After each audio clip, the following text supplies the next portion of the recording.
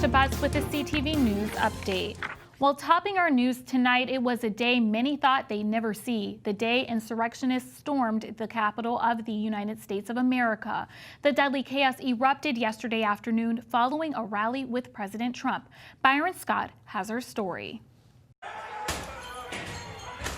This was the scene yesterday at the U.S. Capitol as rioters smashed their way into the halls of democracy in the name of Donald J. Trump. I was very angry yesterday. Maryland Congressman Anthony Brown was in his office when the siege began. And I think it was when we got the alert that they were evacuating the Cannon office building, and then looking at the media outlets and how this riot, this mob was sort of growing and moving towards the Capitol, I realized that something's amiss here. The insurrection followed a rally by President Trump. It is where, many say, the mob got its marching orders. Right here, we're going to walk down to the Capitol. Our country has had enough. We will not take it anymore, and that's what this is all about. The riots brought the joint session of Congress, which was tasked with counting the electoral votes from the November election, to a standstill.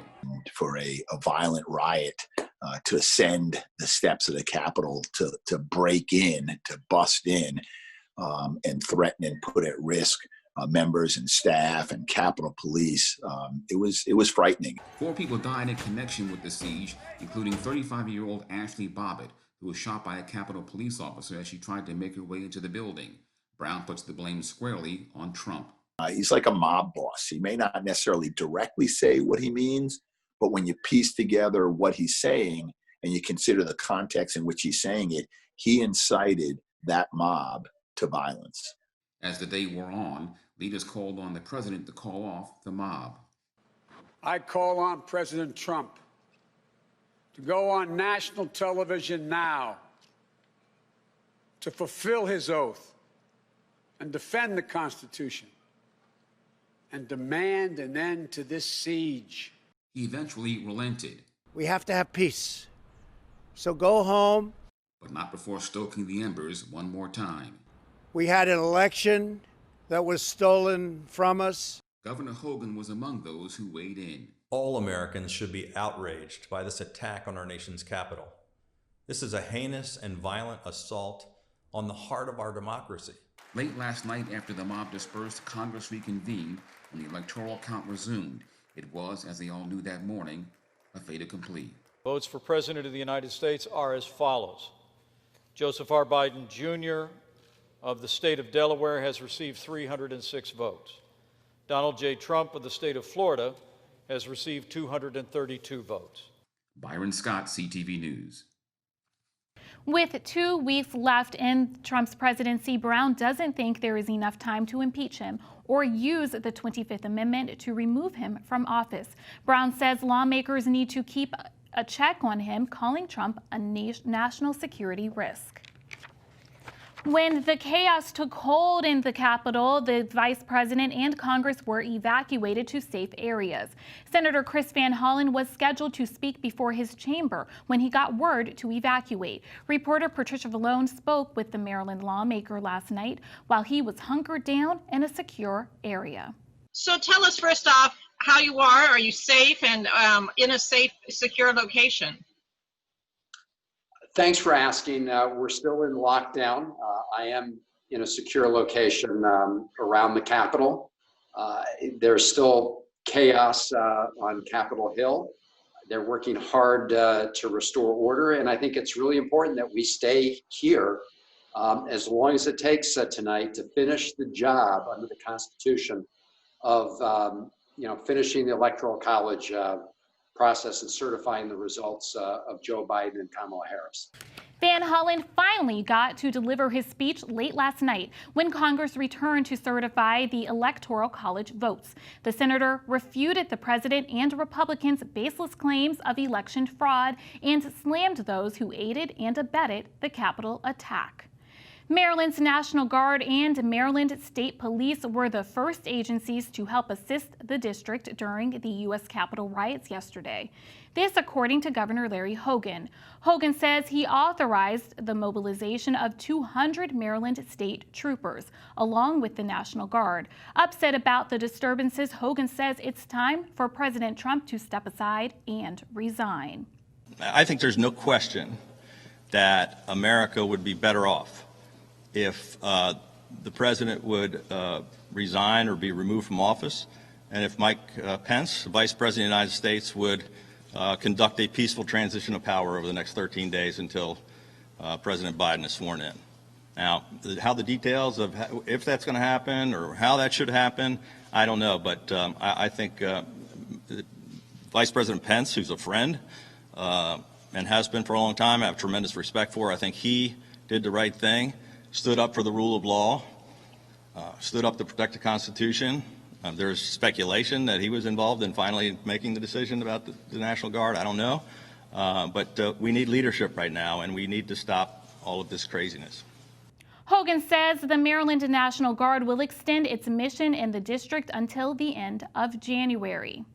D.C. Mayor Muriel Bowser extends her emergency order through Inauguration Day. At a press conference this morning, Bowser said the order will remain in effect until January 21st. As you may recall, the mayor put into place a curfew yesterday that ran from 6 p.m. until 6 a.m. Meantime, she's calling on Congress to transfer command of the district's National Guard from the president to her office. Following the violent riot at the Capitol, many people are still in shock. We spoke with several Prince George's residents about the deadly unrest. One Trump supporter who didn't want to be on camera says he is disgusted. Others say they're speechless. I'm at a loss for words. I mean, that never should have happened, but they know how the president is, and those that put him in office, you know, that's what we're getting now. If it was blacks protesting things like that, I mean, they would have gassed immediately. People have been shot and killed, but it just seems that, you know, once again, it's inequality of what's happening in America. Hopefully it'll take measures so it won't happen again, but it probably could happen again. I'm sure this is just a prelude to what they're going to do with Biden when for his inauguration march. Maryland Democrats want Congressman Andy Harris ousted. The state Democratic Party today called on the Maryland Republican to resign. Officials say he's, quote, a disgrace because he voted to contest Joe Biden's presidential election yesterday. The party says Harris and other Republicans who contested Biden's win were complicit in the violence on Capitol Hill. Not all Republicans voted with Harris. Illinois Representative Adam Kinzinger today says President Trump should be removed from office. He's the first Republican to call for his removal, saying he's unfit for office. As Americans wrap their heads around the events at the U.S. Capitol, local school districts are determined to make it a teachable moment for students. Prince George's County School CEO Dr. Monica Goldson announces that she will provide teachers with revised social studies lessons to help discuss yesterday's events with students in a quote, social justice context. Goldson says she wants to create an atmosphere where students can pose questions and concerns while respecting different types of beliefs. Meantime, Montgomery County school officials say they will provide support to students and encourage parents to use school resources to discuss topics like violence and race. You're watching CTV News. I'm Keisha Butts. We'll be back in one moment. Welcome back. Georgia runoff elections have shifted the power in the U.S. Senate to Democrats after Republicans lost 2 key seats. Many credit the change to leaders such as Stacey Abrams, who helped sign up new voters and worked on ways to prevent minorities from getting disenfranchised. Yesterday's election will bring Reverend Raphael Warnock, the state's first black senator, to Washington, as well as Jon Ossoff, the first Jewish senator elected to a southern state since the 1880s. One group made a 6-figure investment in organizing communities of color to turn out for the Georgia election. Do you think this is a case where new Americans helped turn the state for Democrats in these 2 races?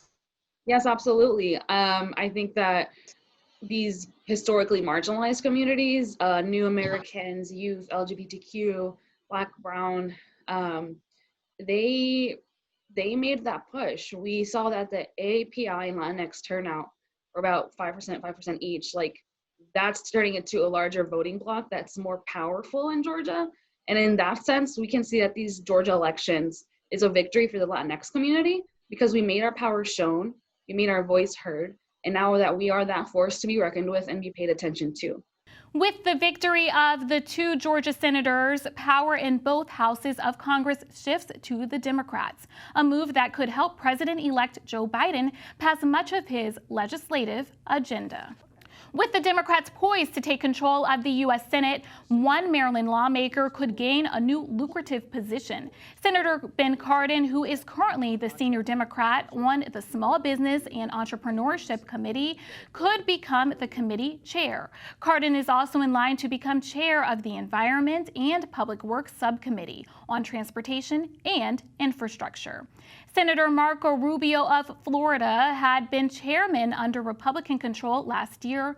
Meantime, Senator Chuck Schumer of New York is poised to become the next majority leader, replacing Mitch McConnell.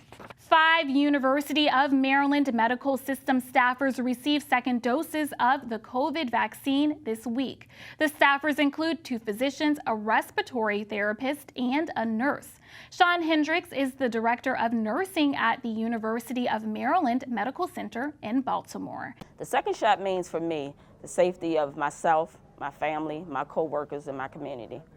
What do you have to lose? Again, the benefits far outweigh the risk. It was as good as the first. No problems. I know I'm only one of 300 million that need to get this vaccine, but I'm one less. Every time we knock one person down, we have a little bit less to worry about from the standpoint of transmission or receiving the infection. So I couldn't be happier. I can't wait till everybody has it. The rest of my coworkers get them, and my family is able to get them. Hendricks and Henry received the Pfizer COVID vaccine. Well, switching gears, police have identified the person killed in that fatal hit-and-run incident in Suitland yesterday morning. He's 43-year-old Timothy Rice of District Heights. He was struck and killed around 4:30 a.m. in the 4600 block of Allentown Road. Police are looking for a dark metallic gray Nissan Sentra like the one pictured on your screen. Authorities say the vehicle was badly damaged. It lost its front grille, driver's side fog light cover, and left fender undercarriage. Anyone with information on the incident is asked to contact police. Maryland's comptroller is suggesting using the state's rainy day fund to give some residents $2,000 stimulus checks. Francho says he has pitched this idea to the governor and other legislative leaders. He says if you earn less than $50,000 with a dependent child, or you're a joint filer making less than $100,000, you could receive a direct payment. It is simply, once again, $2,000 that goes to very needy people, and they can buy food with it, and they can take care of their kids, and they can struggle through until they get a vaccination and they're able to rejoin the workforce. A local community health center that served the community for years is struggling due to the pandemic. La Clínica del Pueblo has locations in the DMV area, including Hyattsville and Washington, D.C. It provides medical care and mental health and addiction services for primarily Latino immigrants. Clinic officials say while they haven't had to cut back on staff or services, they've had to reduce the number of people they've seen on site due to the public health crisis. Many areas of our services that were already stretched because we serve a large uninsured population. About 40% of our patients do not have insurance, particularly those that reside in Maryland. So, I'd say that as a clinic, it's not really magic, but it's always been a struggle to make sure that we have, that we can make our ends meet, given that we have so many patients that don't have a mechanism to pay for their own care, and the pandemic has just exacerbated that. That wraps our newscast. Join us again tomorrow at 4:30. Have a good night.